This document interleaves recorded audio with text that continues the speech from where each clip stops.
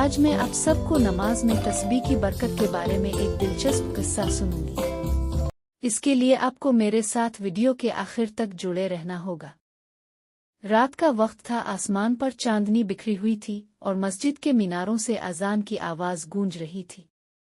گاؤں کی چھوٹی سی مسجد میں بابا کریم ہمیشہ کی طرح عشاء کی نماز کے بعد بیٹھے اپنی تسبیح پڑھ رہے تھے۔ ان کا پوتا حمزہ ان کے قریب آ کر بیٹھ گیا۔ حمزہ حیرت سے دیکھ رہا تھا کہ اس کے دادا نماز کے بعد ہمیشہ تسبیح پڑھتے ہیں اور بہت خوش نظر آتے ہیں۔ وہ کچھ دیر خاموش بیٹھا رہا، پھر ہمت کر کے پوچھ لیا، دادا جان، آپ ہر نماز کے بعد اتنی دیر تک تسبیح کیوں کرتے ہیں؟ کیا یہ واقعی ضروری ہے؟ بابا کریم نے مسکراتے ہوئے اس کے سر پر ہاتھ پھیرا اور کہا، بیٹا، کیا تمہیں معلوم ہے کہ تسبیح رب کا ذکر ہے اور یہ دل کو سکون دیتا ہے؟ حمزہ نے کندھے الفا چکائی، لیکن میں نے تو کبھی ایسا محسوس نہیں کیا۔ بابا کریم نے شفقت بھری نظروں سے اس کی طرف دیکھا اور کہا، آؤ میں تمہیں ایک کہانی سناتا ہوں جو تمہاری زندگی بدل سکتی ہے۔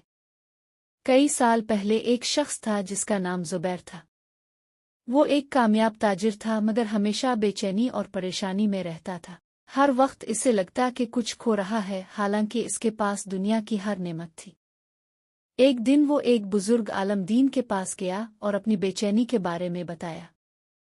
عالم دین نے مسکرا کر کہا، بیٹا، تم نماز کے بعد 33 بار سبحان اللہ اور 33 بار الحمدللہ اور 34 بار اللہ اکبر کی بار پڑھا کرو۔ زبیر نے پہلے تو ہچکچاہٹ محسوس کی، لیکن اس نے آزمانے کا فیصلہ کیا۔ پہلا دن اسے کچھ خاص فرق محسوس نہیں ہوا۔ دوسرا دن تسبیح پڑھتے وقت اس کا دل کچھ ہلکا سا لگا۔ تیسرا دن وہ فجر کے بعد تسبیح پڑھ کر غیر معمولی سکون محسوس کرنے لگا۔ چند ہفتوں میں اس کی بے چینی کم ہونے لگی، اس کے کاروبار میں برکت آنے لگی، اس کے تعلقات بہتر ہو گئے اور وہ خود کو پہلے سے زیادہ پرسکون اور رب کے قریب محسوس کرنے لگا کہ قربت حاصل کر سکے۔ ایک دن زبیر نے خوش ہو کر عالم دین سے کہا، حضرت، میں پہلے نہیں جانتا تھا کہ تسبیح کی طاقت اتنی زیادہ ہو سکتی ہے۔ اب میں ہر نماز کے بعد اسے ترک نہیں کروں گا۔ عالم دین نے مسکرا کر کہا، بیٹا، یہ نبی کریم صلی اللہ علیہ وآلہ وسلم کی سنت ہے جو تمہارے دل کو نورانی بنا رہی ہے۔ بابا کریم نے کہانی ختم کی تو حمزہ سوچ میں پڑ گیا۔ کیا واقعی تسبیح کرنے سے دل کو سکون ملتا ہے؟ بابا کریم نے سر ہلایا، ہاں بیٹا، رب تعالیٰ قرآن میں فرماتے ہیں، بے شک رب کے ذکر سے دلوں کو سکون ملتا ہے، اور نبی اکرم صلی اللہ علیہ وآلہ وسلم نے ہمیں سکھایا ہے کہ نماز کے بعد تسبیح پڑھنا نہ صرف ہمیں دنیا میں برکت دیتا ہے بلکہ آخرت میں بھی ہمارے لیے بے شمار انعامات کا سبب بنتا ہے۔